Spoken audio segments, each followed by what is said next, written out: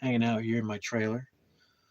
It's you know, not the most spectacular thing. It's midnight. It's a little messy, but here we are hanging out. I was gonna go outside and walk for a little bit, but I couldn't find my flashlight. So this is where we're at with things. I've got my cell phone, you know, and today was not as today was easy. Today was easy. It wasn't my toughest day. I've had tough days, you know, where you're facing sometimes you could have your spirits crushed. You could feel like at any moment you could be derailed. Any moment you could quit. You know, you hit a point where it's gotten tough. You know, and you have to when you hit those moments of toughness.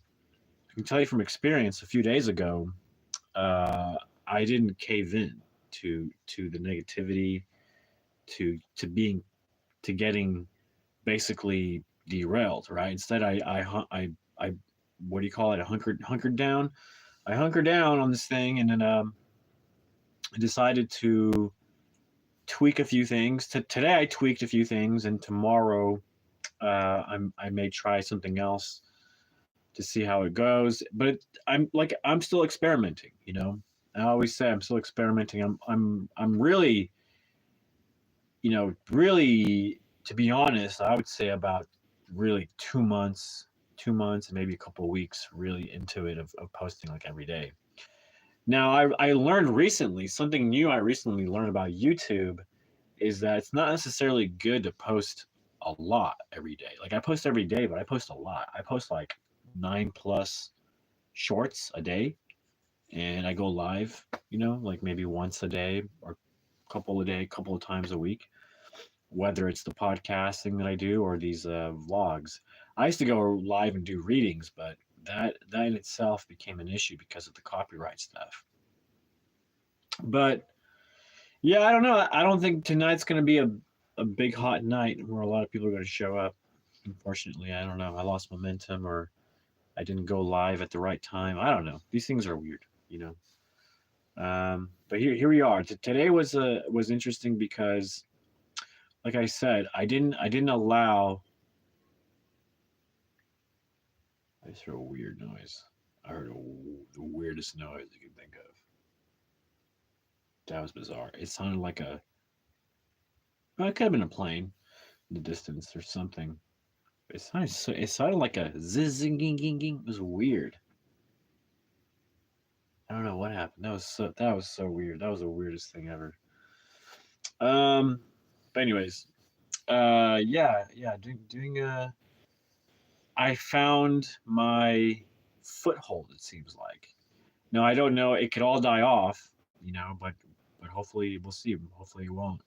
Hopefully I keep the momentum going. Hopefully what I'm doing is actually working, you know. And I look back at my analytics and I can see that the numbers are up, subscribers are up, viewership is up, you know, returning people are up.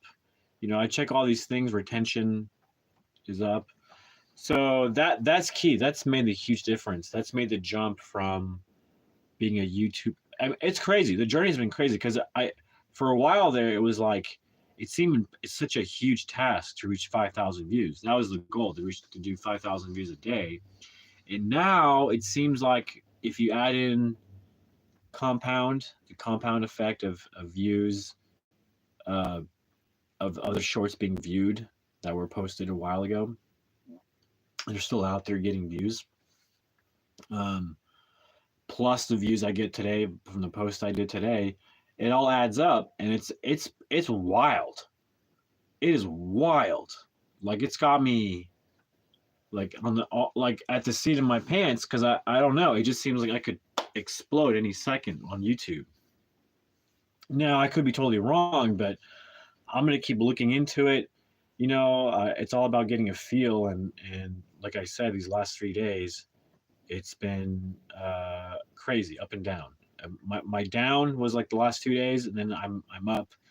But you know, I could have quit.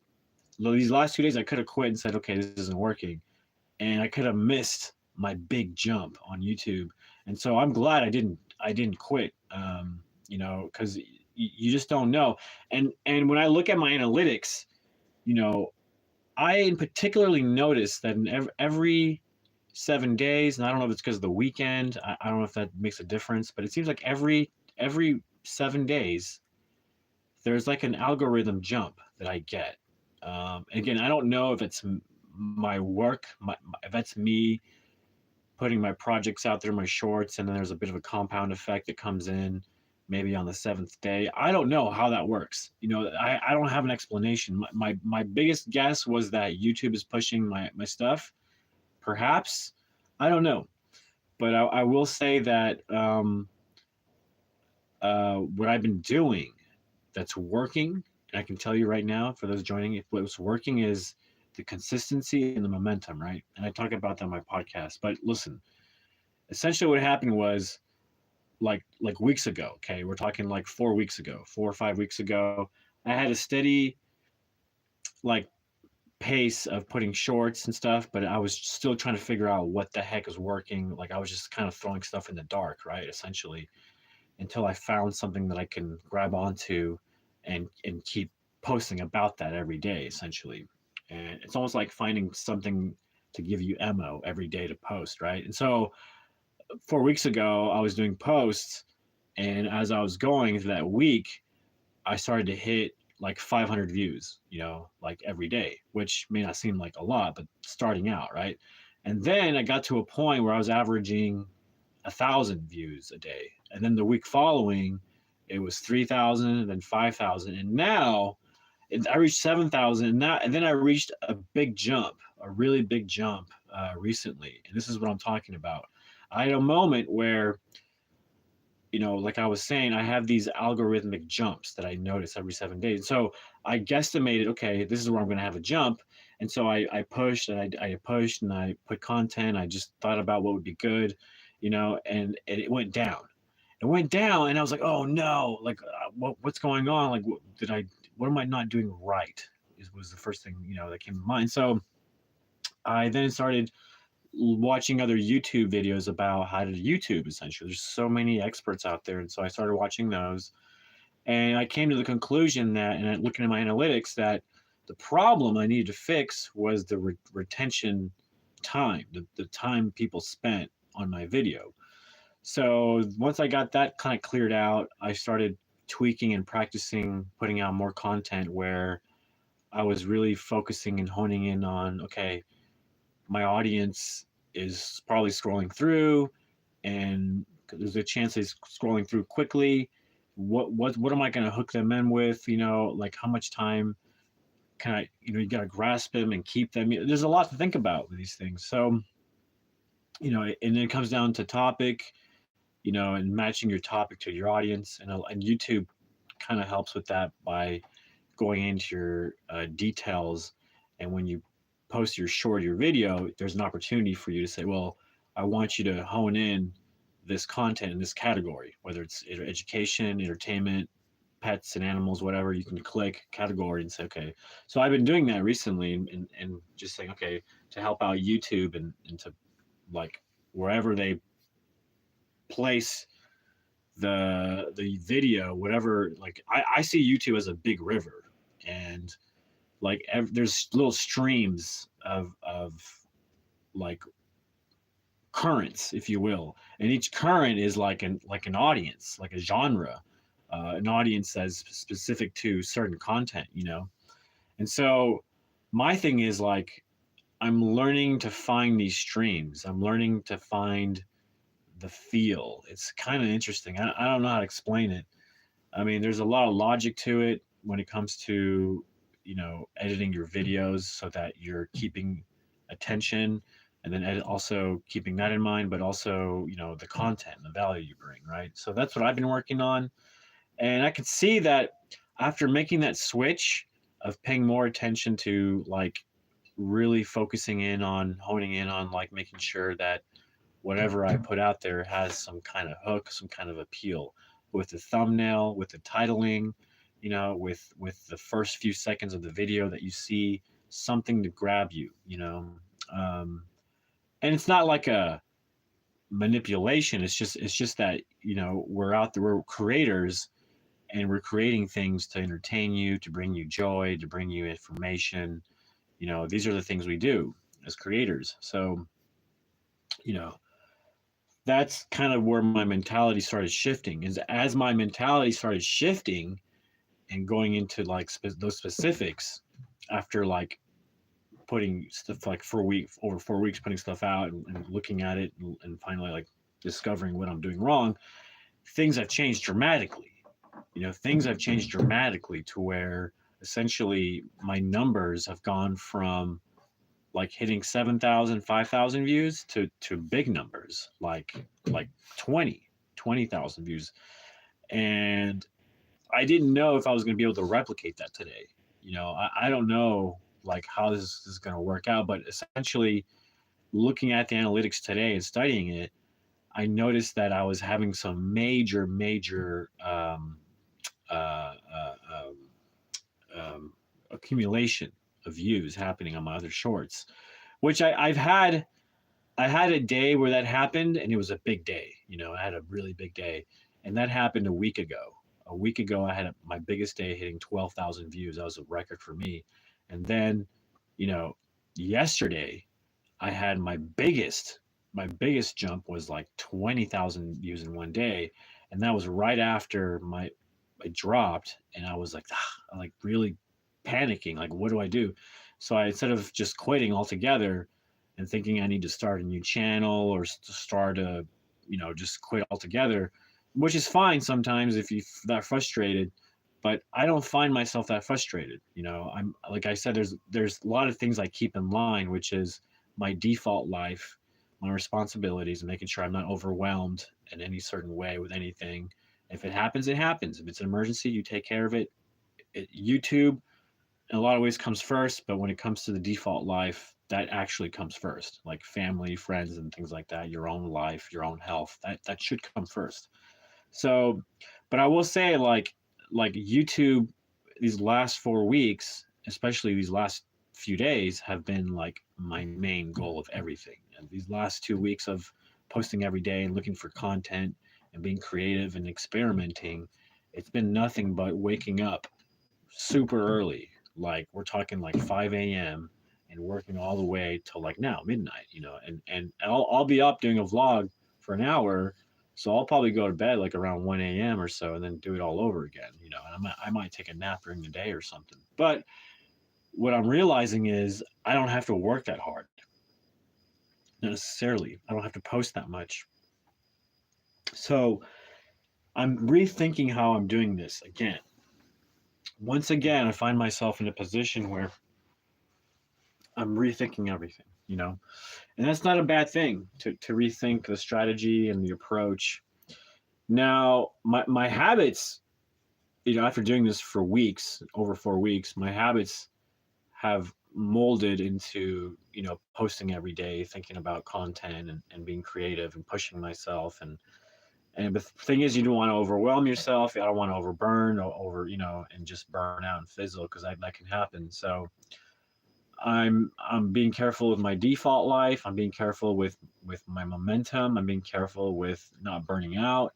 I'm being careful with making sure the consistency is there. There's a lot of things that go into play with all this stuff. So I find myself like projects and stuff that I was focused on, that's like kind of leaving behind. All that stuff is like kind of like in the wayside now, as I focus and hone in on YouTube for these these last 2 months that I've been doing it seriously.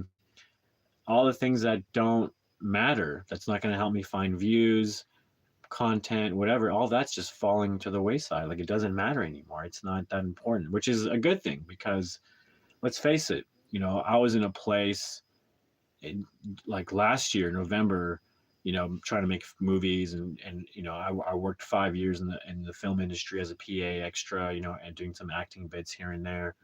that it didn't get me anywhere. It felt like a huge like I'm not going anywhere, you know. And so it was so disturbing, and finally it all erupted to where eventually I was speaking out about how just unfair everything was. It just felt so unfair, and there's always people making my life harder than it needed to be, and like in this community. And so I ended up getting banned because I was speaking up, and people didn't like it, and then people took it things the wrong way, and then things were got out of hand. And finally, eh, you know, I got pushed out. I got pushed out. I got, you know, and so what ended up happening was I discovered YouTube.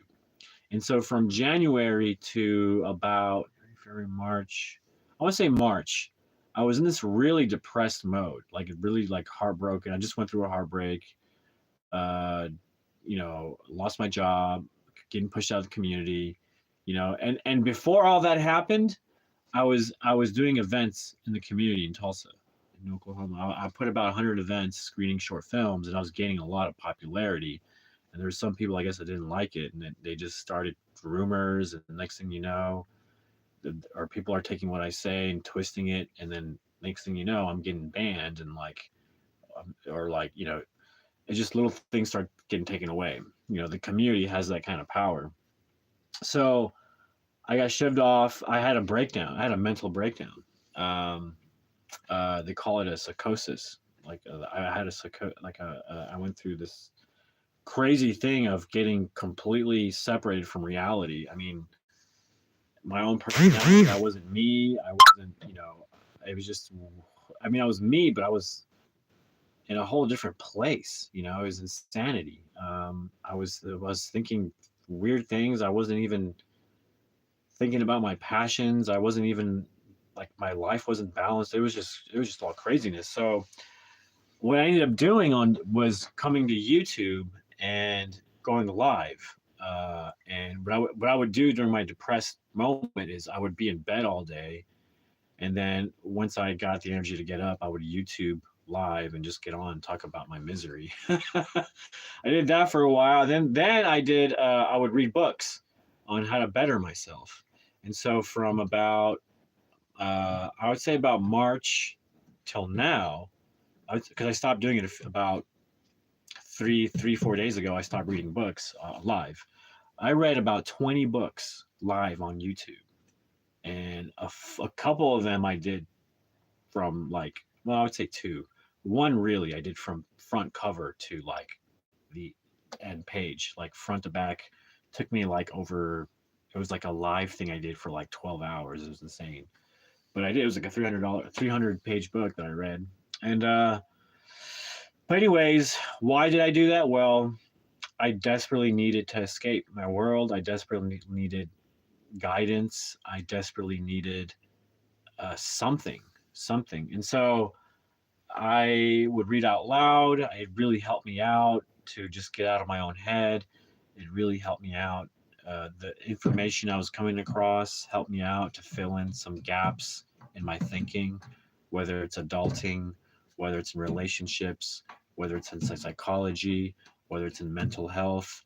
I mean, you name it, and I read it, you know, and these are the things that I did in order to discover information that made my mind go, oh, you know what I'm saying? So I went through a phase where I just read books, books, books, books. And after that, I started honing in and okay, YouTube was for a while my therapist, right? And then now YouTube, now that my life is more balanced, I'm in a happier place.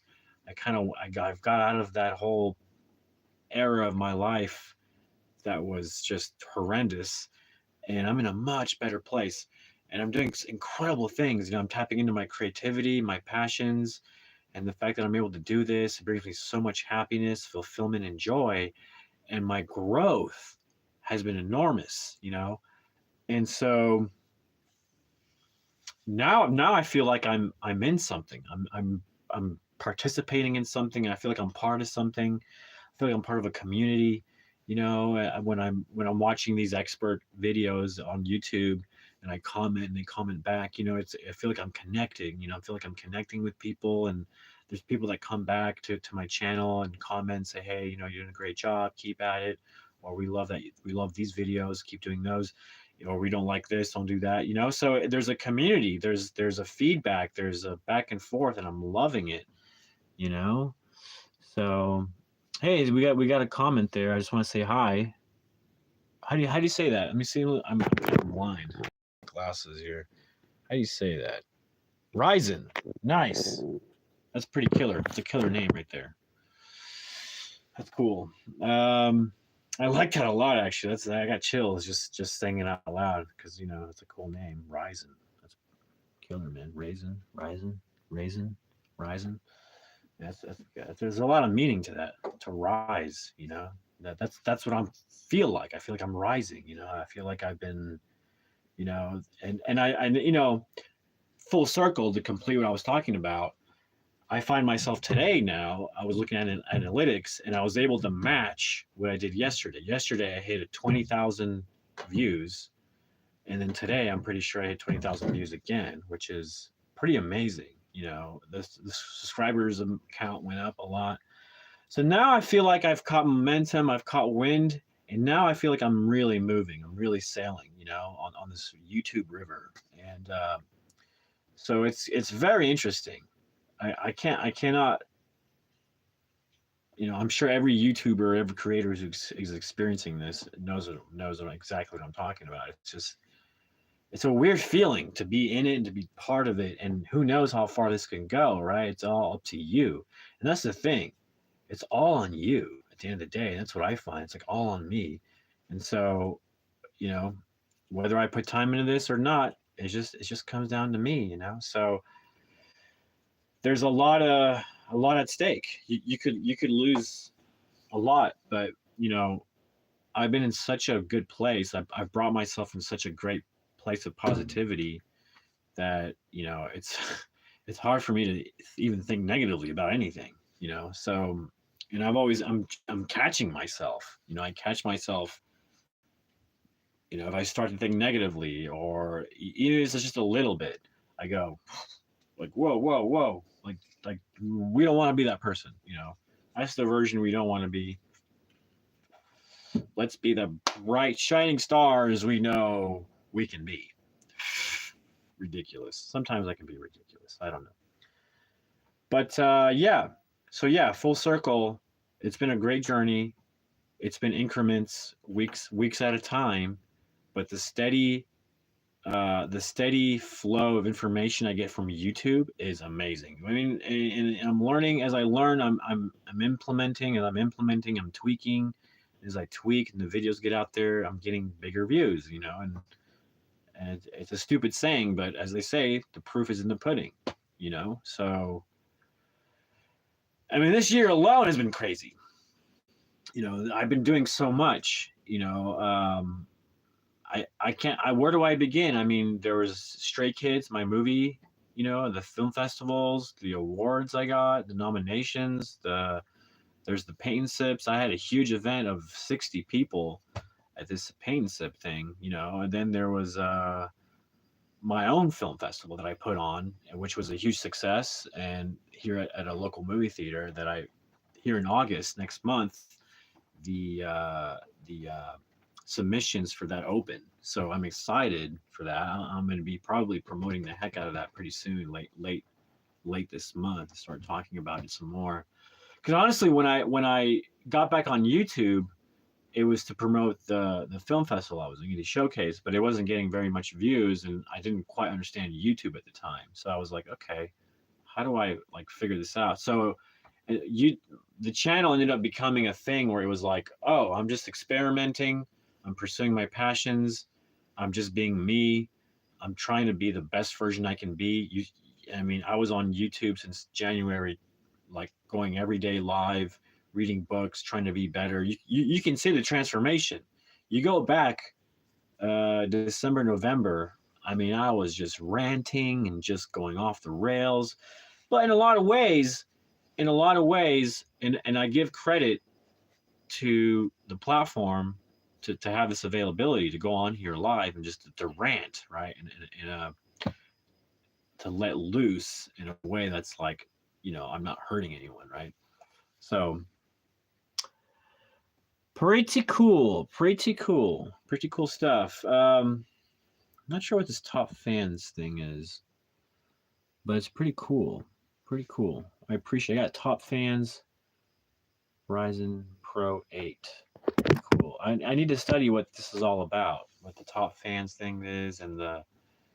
I know the next phase of YouTube is the membership thing and super chats and stuff like that. So I'm I feel like I'm going through the education process, like almost like I'm in college, like YouTube college in a way, like getting out there and doing it and learning and doing it yourself. Like I'm in this process, and it feels nice, you know, and it just it adds to the positiveness. It's starting to snowball, and so well, I'm gonna light up.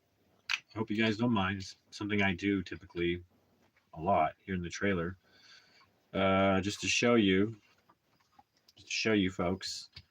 This is my marijuana medical license, and my real name's on there. I should have hit that. And I go down to the dispensary like almost every other day. Yeah, like once every 2 days seems like the norm for me, and and I light up. And I don't light up because it's cool, this and that. No, I mean, sure, in high school I thought it was cool and I got into it because of that. But I actually got into it because I got cancer, and I looked into it and I saw how beneficial it was to have THC in your system, and all this stuff. And plus, I liked it, so I started smoking it with friends that grew it. Basically, they came across it illegally. I don't know how they came across it. They never told me. But I would get it through them, and then eventually, when it became uh, medical marijuana here, I got my license and started smoking it on the regular, and it's been the best thing ever. Oh my god, it's been the best thing ever. And I'm not gonna like say it's cool and it's hip, and you should go do it. No, because I can get in trouble for that. But I do it. So I do it sometimes when I'm live. So that's why I always go into the spiel. Hey, warning, about to smoke marijuana. I apologize if you're offended, but I have my license, and I gave my warning, so there it is. Oh, that's the good stuff. That is just good stuff, man.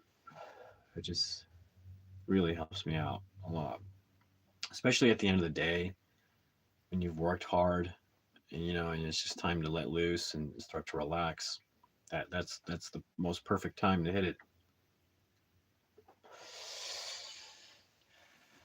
I've been dealing with poison ivy. I don't know if you saw the like I have stuff on there, stuff on there. It's a little bit, but I have to like basically keep on it, put creams on it and stuff, and all kinds of stuff. Oh, look who we got now. We got trouble. Hey man, it's good to see you. It's been a while. Um, you've been with me for a long time, if you like.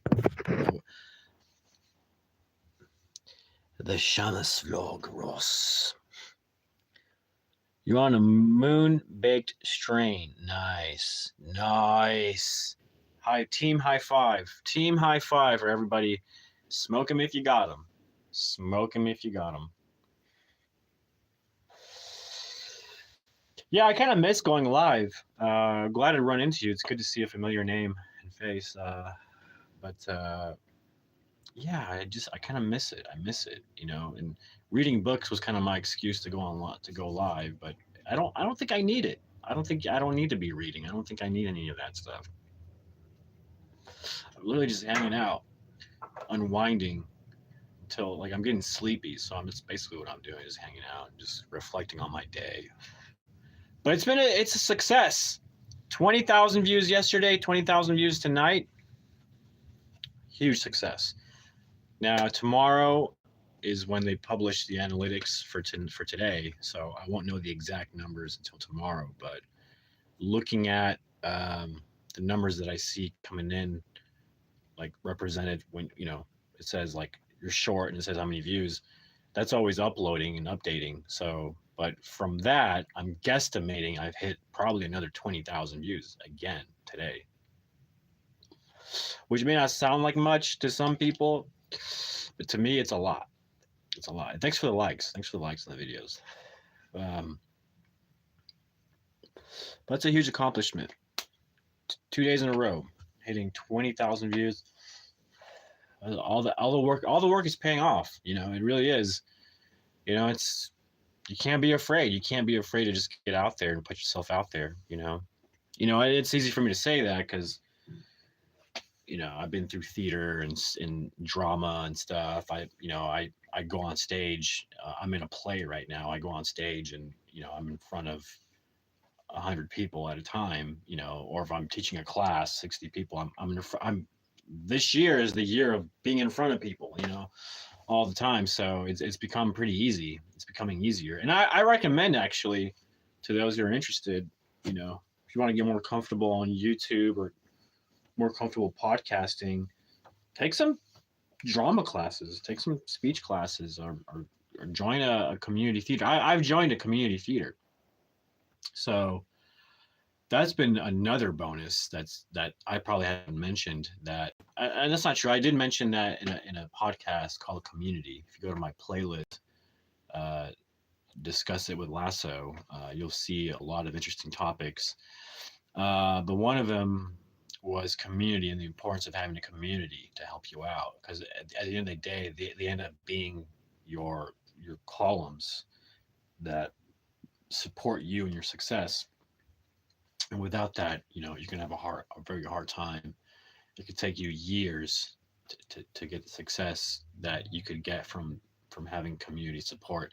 And so I joined this theater called it's called the Spotlight Theater here in Tulsa, Oklahoma, on Riverside. And I've been going to that theater now for a year. Believe it or not, it's been a whole year.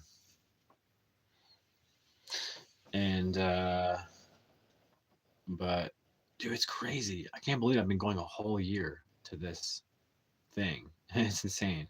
And yeah, I debuted my first acting. For those who don't know, I debuted my first acting thing for this play at that stage last month, and then I had my second show on the 5th of this month, and it was, you know, it's tough. It's actually tough work being in a play and hitting all your cues and but it's a blast. I mean, the friends I've made, the community that I'm part of is so special because of the history there. I mean, the Spotlight Theater is a known historical landmark, in Tulsa, and it's well known for its history and for what it represents. And and still to this day, um, that theater and the play The Drunkard isn't that like there's still people who don't know about it in Tulsa, which is surprising. You think like everybody would know about it, but surprisingly, no. But what's crazy about The Drunkard, though, this play that they've been putting on since 1953, 1953, they've been putting on this play in Tulsa. It's actually got the record, a world record for being the longest continually running show in the United States. Now, there's one in England, I think, that's got the record, the world record for being the longest continually. I think it might be a Shakespeare or something. I don't know, but it's got the record, and so this is like The Drunkard is the record here in the United States, which is pretty big deal if you think about it in a way. That's something. That's historical. That's a lot of history. That's a lot of the script got passed down. From generation to generation, as far as the people that came in came out, and different directors had their hand in developing the look of the play, the feel. And these two directors, they share it, which is kind of unique and nice. Them, and they had these guys, Chuck and I should know his name. I don't know why I can't think of it. I'm tired. But these guys are incredible people and what they do. They're so good at what they do at the Spotlight Theater and directing the show. I mean, it is. very nice and very cool. I don't know how else to say it. But I've learned a lot from these people. They've taught me a lot, you know, because when you're on stage and you're at rehearsals and you're doing your thing, they're watching and they're tweaking you. They're like, okay, you do this, do this, do that, you know. And so my job as an actor is to come prepared and to bring my own ideas, right, to the character, how to say the words, what I think the character is thinking, you know, or what I think his relationships are to different other characters, and that's also going to determine how I act with different situations and different characters. So there's a lot to think about. You know, it's a there's a lot going on there. So you know, I bring my ideas, my creativity to the stage, and you know, and it's cool to be another piece of the puzzle of this play to add fire and energy to a character and be a link in this thing. There's quite a bit of actors. I mean, there's I want to say there's 14 actors, 14, 15, something like that, maybe like 16, which is quite a bit when you think about it. It's quite a bit for a tiny. It's a tiny little stage. It is incredible. It is the most. It's like the most uh, perfect size for being a small stage. I don't know how to explain it, but maybe one day I'll make another video on the stage specifically, or I'll just go live and do a vlog of the actual theater and do a tour. But it's a little. It was known as the Little Theater until they changed it to the Spotlight Theater, but because it has this.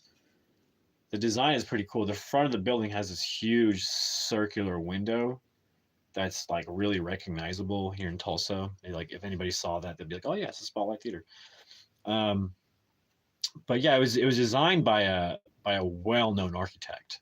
That's the other thing about the Spotlight Theater. It's special. It's not only historical, and the play has the record, but the building itself was designed by a very prominent architect who was like known as like, ooh, you know, uh, what's his name?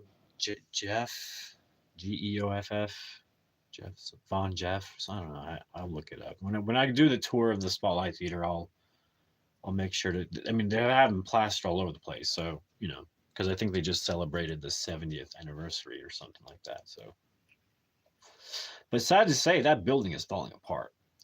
It could use a lot of uplift. It hasn't had a nice, good uplift. Like the city of Tulsa has had a huge uplift, Riverside, huge uplift, but Spotlight Theater still remains stuck in like the 70s, and like you can tell it's got cracks. It hasn't really evolved very much at all since that time period. I mean, it has. They put up monuments and things and done stuff inside, and what's crazy about the theater is they have a basement, and when you go down the basement, uh, it's literally like it was, I think, built after, and the way they did it is they literally carved a way through a rock or something, and so there's this like hallway that's like through a rock, and the structure of the building. So you're between this rock surface, like this stone rock, and the wall, like a part of the structure of the building. And what's cool about this secret tunnel thing they built is that you can go from the back from the stage when you're performing, and once you go to the backstage off curtain, you go to this tunnel and you go underneath the building, underneath all the audience, and come back up to this little door, and you're in the lobby. And so it's a tradition to basically when the actors are done and they get off like all together to take their bows, they run off to the tunnel and run all the way to the front in the lobby and wait for everybody to arrive. And that's when everybody comes out, you know, from the seats, and they come out and shake everybody's hands. All the actors say thank you. Everybody says it's such actually it's an incredible moment because the theater is so small that it takes only, I would say, 160 people to pack it out. So it feels packed when there's people in there. It feels nice. You know, there's audience reaction. That whole play is all about audience reaction, and it is such a fun play for that reason alone. Um, but yeah, it's built in such a manner that it seems like it can pack out pretty quickly when you're on stage and performing and you're projecting your voice. You know, the loudness, you fill up the room.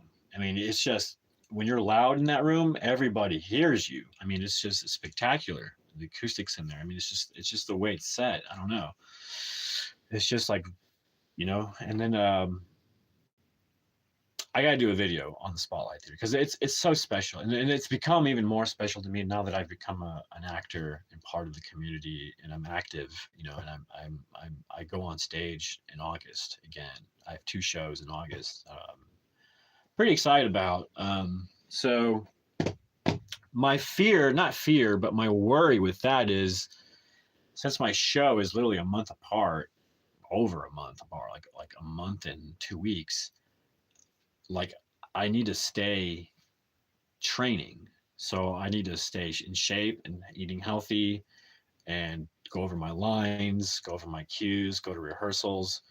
So do that for a bit, and so that I'm ready again for the show. Because as an actor, that's like the main thing is be prepared. Be prepared. Show up prepared.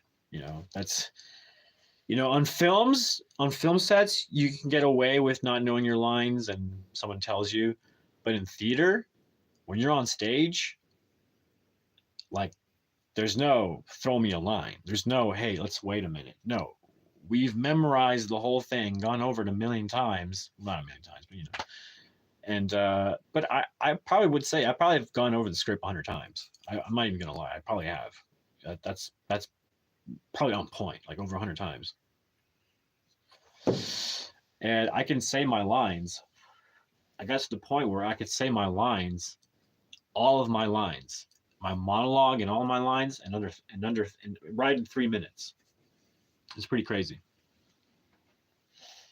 And I have quite a bit of lines, and I have quite a bit of responsibility to the show because I'm the guy who comes in and does the carnival barking at the beginning of the show. I have a whole monologue to pump up the audience, and I've never done that, so that's pretty fun to be the guy who comes out. I have a whole monologue memorized, and I come out and I'm like getting the audience pumped up, and there's moments in the monologue where I have to interact with the audience and excuse me, and get them pumped up and stuff. So it's been fun, you know. And the great thing about the Drunkard and the Spotlight Theater is that they have what they call a rotating cast, which means because they have a show every Saturday for the whole entire year, except maybe on bad weather and holidays, whatever, it's crazy. Where have you ever heard of a place where they put on a show for the whole year every single Saturday? That is a serious commitment to the craft. And some of these actors have been there for years. Years. And when I meet these actors, they are incredible. They're like the hidden gem of the most talented mother effers I've ever met on the planet. And they're just there. Oh, we're here in Spotlight. They're like, are you like, go to Hollywood, buddy? Like, what are you doing? You're good enough. Get out of here. But that's what they say. And talking to these guys, I was talking to them, and they're like, yeah, this is the perfect place for an actor to be, to stay consistent with your training, with keep memorizing your exercising your mental capacities, and doing all that, staying active. That is the most important thing you can do as an actor, is staying active. And so having the play that's always active and always going to be there for me, I have the opportunity to do a show every single month for the whole year. Where else can you do that?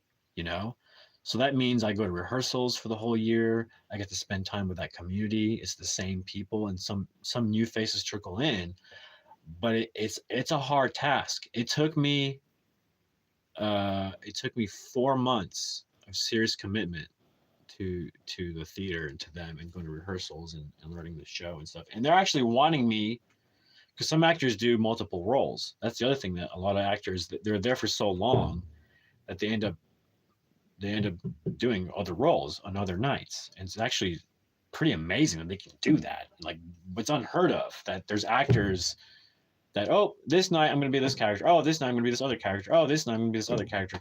They have all their lines memorized. It's insane, and it's a rotating cast. So whenever, like on an upcoming Saturday, they're like, oh, we need a Willie character. We don't have a Willie. Well, let's call up Joe. He has all the lines memorized. He can do Sam. He can do Tim. And he can do Willie. Call him up. See if he's available. Boom. He's open. Great. Book him. The thing is, it's all volunteer too. No one gets paid. That's the other crazy thing. It's all volunteer, and it's like this insane machine that's been going with volunteerism since 1953. It blows my mind, So, as soon as I was my film acting wasn't doing very well. And I found my community here at Spala. It's spectacular. It's just what I needed to be able to focus on something and hone in on my talents. And the thing is, being able to do that on the regular, it keeps me sharp as an actor. So, that's another aspect that's probably going to help me on the channel, because eventually when I have more money and more things coming in, maybe I partner up with some other folks, I can, think about doing shorts again and other funny stuff and, whatever.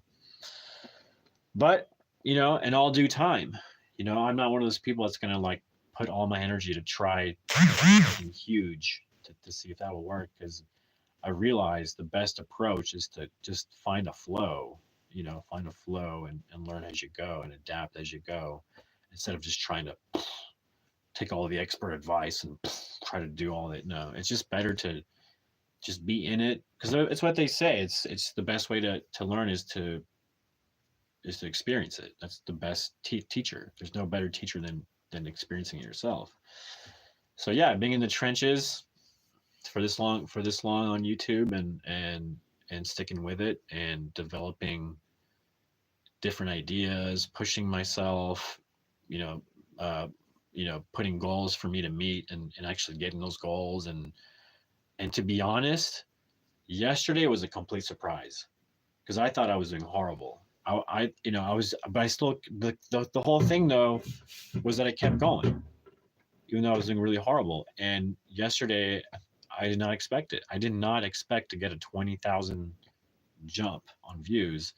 And then I did not expect, although in my head, I'm like, well, if I repeat this and this and this, if I repeat the formula that I'm creating and I'm changing and tweaking every day, I should get the same thing. And lo and behold, I tomorrow I get the real numbers, but I'm pretty sure I hit another 20,000 today. I'm pretty confident. So that's very surprising.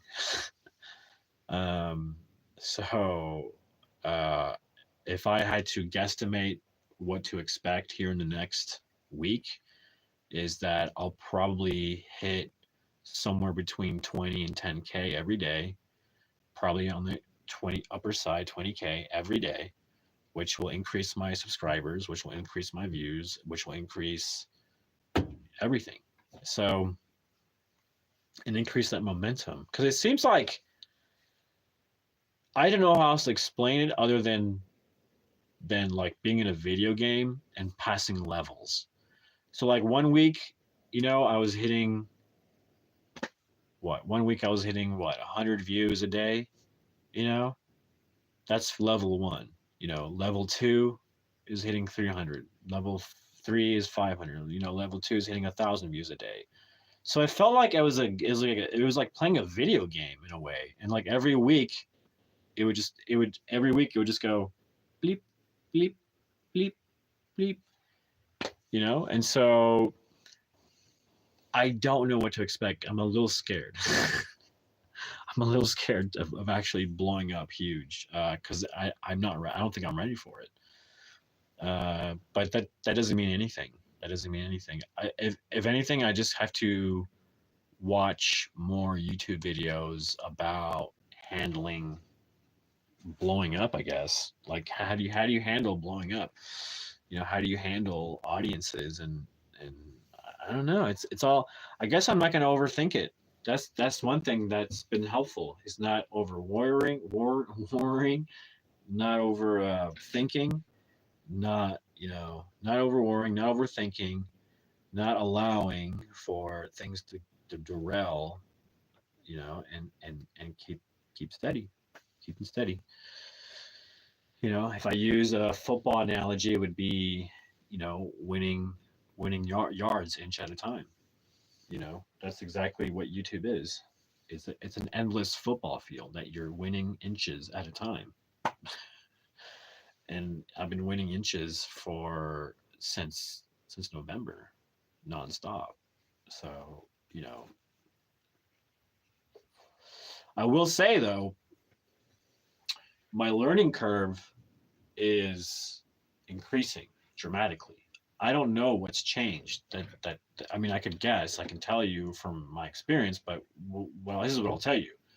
This is what I'll tell you. From November of last year to about uh, February, I didn't learn anything about YouTube. I was just processing my heartbreak, depression, and I was in a bad place. So that's that block. November, February. Yeah,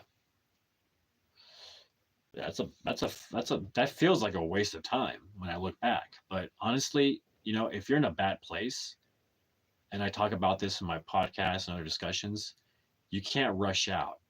You can't rush out of being in a bad place. Like if you've built momentum up going the wrong direction, or let's just call it the negative direction, um, you snowball that way, you keep going that way, it's hard to stop it, pull back, and go the other. You can do it, but it's hard. It takes time. It takes time. Your body isn't a machine that you can just reprogram something. It's an adapting organism, and so you're adapting your habits, you're adapting your thinking, you're adapting, to your situations at hand. There's so many things you're adapting to, and the more and the faster you can adapt to certain things and include in your habit, that's when you see tremendous gains in your life, like all around. And I used Michael Jackson, not Michael Jordan, as a great example because he was such a humble kid, coming out at a high school and college, like especially at a high school, as somebody who wasn't a champion. He wasn't a champion from the get go. He had to develop himself into that, and he adapted himself to being the best basketball player ever. That was his goal. If you ever watch his documentary, that was his goal, to become the best basketball player ever. So,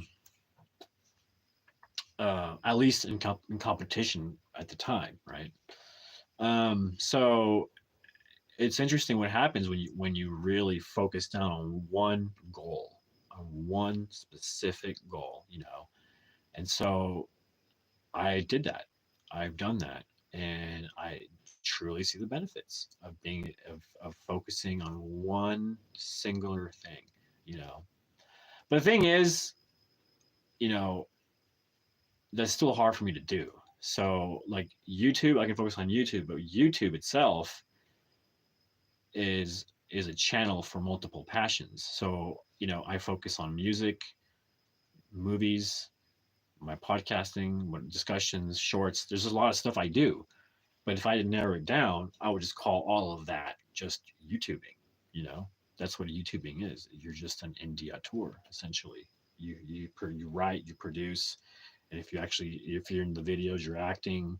If you're talking, then you become somebody who has a charisma, personality, something out there to have a following, an influence, right? So that's what it be. That's what it be. So yeah, we're nearing 1 hour. So I don't know if I'm that tired yet to like just go to bed. To be honest, I don't know if I'm there yet, but you know, getting there. That's for sure. Yeah, I'm definitely slowing down. I can feel it, but it's good because we're only 5 minutes away from hitting that 1 hour mark that I wanted to hit. So good times, people. Good times. Tomorrow is going to be a brand new day. And what I've learned recently was that posting a lot of shorts isn't what happens. YouTube doesn't. I actually had this discussion with my brother. So we talked about how YouTube operates, and it's very weird, especially when you include the algorithm. Um, but it's and then everything else on top of that. But essentially, we're talking about how whenever I would post something, that only one video would really show up on his notifications, like, oh, check out this video. And I was like, oh, that's weird because I post a lot. And so this is what I learned recently, um, that it's not necessarily good to post a lot because people might unsubscribe because you're flooding them with stuff, and it's kind of annoying, so they will unsubscribe. That's something I've learned, and my brother actually told me he was one of them that unsubscribed, but he unsubscribed, but he's still such a fan. He told me that he checks on the channel without being subscribed to it. So it's like, okay. So a new thing I learned that some creators do to avoid that is what they do with their videos. I don't know if you can do it with shorts, but with your videos at least, if you're posting a lot of videos, there's an option that says don't notify my subscribers. And so you say you can post literally 8 videos that say on the option it says don't notify my subscribers, and then on the ninth video you say notify my subscribers, and so they won't get that flooded effect that they'll find annoying and then unsubscribe, so I've got a lot of people subscribe, but I don't know who they are. The analytics, it's like as you go through YouTube and you do stuff, like more things start to open up and more things become available. And so something that became available was a graph that shows me when my audience was most active. Like most active either on YouTube or watching my stuff. So that's a pretty interesting thing. And then there's another graph, another box of information that hasn't hasn't been functioning yet, but I feel like soon enough it will, with enough analytical information. It'll show me, and I don't know if it takes a certain amount of subscribers for it to gather enough analytical information to analyze, but essentially it tells you what your YouTuber subscribers are watching. So what that means is I can look at that and go, oh, they're watching this content. So I can start catering and looking at doing content like that or similar interest. And that will inform me more as a creator.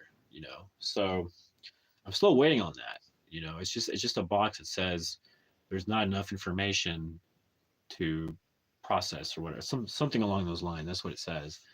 So I'm waiting. I'm waiting for that. And I'm still working on hitting my 3,000 actual viewed hours. I'm at 600, which doesn't seem like a lot. It doesn't, I think I was at 200 when I started this months ago. So my hope is that as subscribers go up and viewership goes up on my shorts, and they say it doesn't count, shorts don't count, but I don't know. I think they do because I see my number go up and I've only been doing shorts. I don't think there's very much happening with my videos, to be honest. Now, something I've done recently that's a new strategy is that I implement making shorts that basically tell you to go check out my video. So that's a new strategy I've implemented. So I don't know if it's had a little bit of effect. Like I posted about my volume one video and I got like two more views on it. So and then but I recently learned that I can make clips. So I might go in there tomorrow to experiment on that and have a little fun with that and go open up my video and then go to the editor. And if I can make clips out of something, I can make clips for my short films and say, hey, this is a clip for my short film. You know, I'm an award winning filmmaker. You know, it's part of my volume one, which is my docu series of my life as a filmmaker and a creator. And you know, volume three will probably be most likely about my YouTubing, you know, and all that stuff and all the other stuff I'm doing, like the play and the film festival and the art paint sips and stuff like that.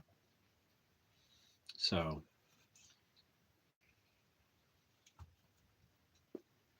and it all happened because I got pushed out of the community. Isn't that interesting? Had I not gotten banned, none of this would have happened. Isn't that interesting? That is so interesting to me. The very fact that, you know, that moment of heartbreak, depression, losing my job, you know, finance going down, tanking, it took all of that and getting banned from a community, like everybody turning against me after my mental breakdown. Like, it took all of that to put me on this road on YouTube. It's crazy. It's crazy. And I went from struggling to gain any kind of views, any kind of connection with anybody to, you know, just a few months later gaining 20,000 views a day. That's you know, life is crazy, you know. And so that's the one thing I've learned, that if you ever find yourself in such a horrible situation where like you were like me, completely heartbreak, uh, disillusioned, derailed, burnt out, like if you ever find yourself there, there is a light at the end of the tunnel. There is, because I hate to say it and I hate saying it, but the I'm the proof in the pudding. I went from chaos to like a growing garden. So I guess it's true what they say. Out of chaos comes order. So, and I guess now I see a new meaning to that. There's a whole new light, a whole new meaning to that. I see it as the chaos of life that you survive and adapt from that brings order. And it's true. I believe it because I've been through so much chaos and my life is slowly gaining order, you know, to it. So if I had to guess, um, if I had to guesstimate where my views are in the next 2 weeks at the rate I'm going, I'm probably going to hit, I'm going to shoot a little under about 40,000 views a day. It's my guess.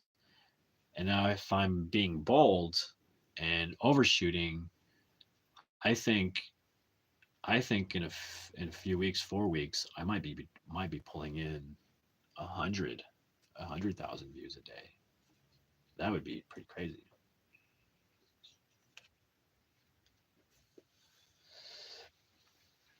But we'll see what happens. You know, that's the thing about life. You don't know.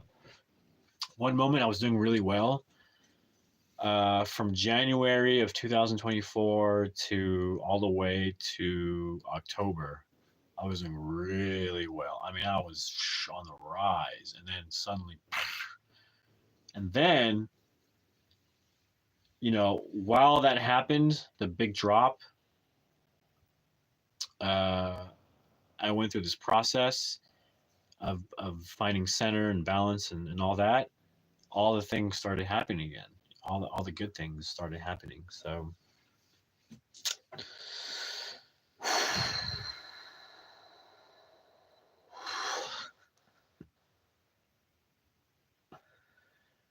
it's very fulfilling to put in some work in the day and knowing that it's actually growing and stuff is actually happening. It's a good feeling. It's a good feeling. It's a very good feeling. But I think now I'm just gonna probably just call it a night. I mean, it's yeah, we hit the 1 hour mark. That's what I've been committed to doing is 1 hour. So yeah, I'm in my trailer, a little 30-foot trailer. I call it little, well, compared to a house. But yeah, I'm gonna lock up. I'll show you a little bit around. It's not that impressive. It's actually really messy. This is, I guess you call my living room. I got a lot of my best books here. Come over here, it's a little dark. A lot of my best books here. You know, and then my my reading sofa chair, I guess. These are for guests to come and sit. And here down here's is cool. It's got like a drawer here. It's kind of neat. Got some storage stuff in there, so it's kind of neat. You know, people come out, they can hang out there. I have a lava lamp. It's turned off right now. And this is where I haven't updated yet, but this is my calendar that I mean, you know, I've been lazy about it recently, but I got to erase everything and put up the calendar for this month. But you can say how far behind I am. It's already the 12th, and I haven't even touched this calendar. But I have another calendar in my office that I use. That's probably why. Then I have a solar panel light, so that's why the light turned off. There's no sun out, so. But this light's connected, so I got light here. But this is my setup. This is pretty much where I do everything. You know, and then I have bedrooms back there. I got this little hallway right here. Bathroom is right here.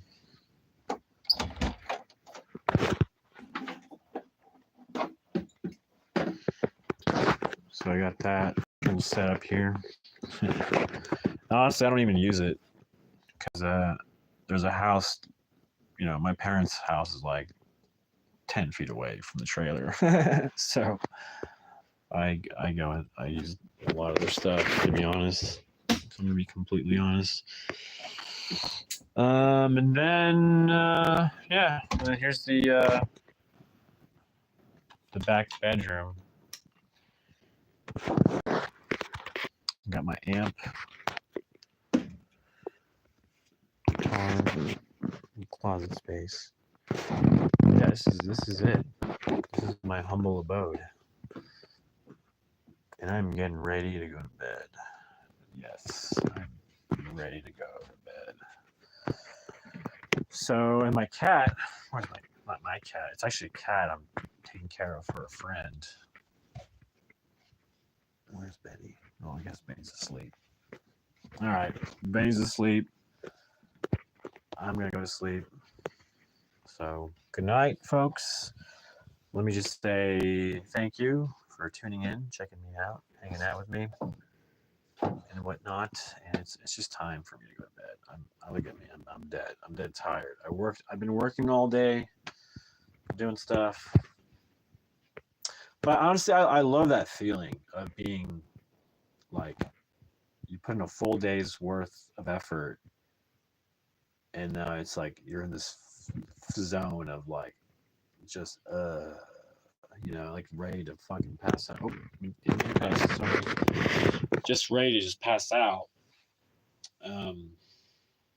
You know, I like doing it. I like winding down. It's good. It's good to do that. So, all right, good night, people. Y'all have a good night. I'm out. Thanks for tuning in.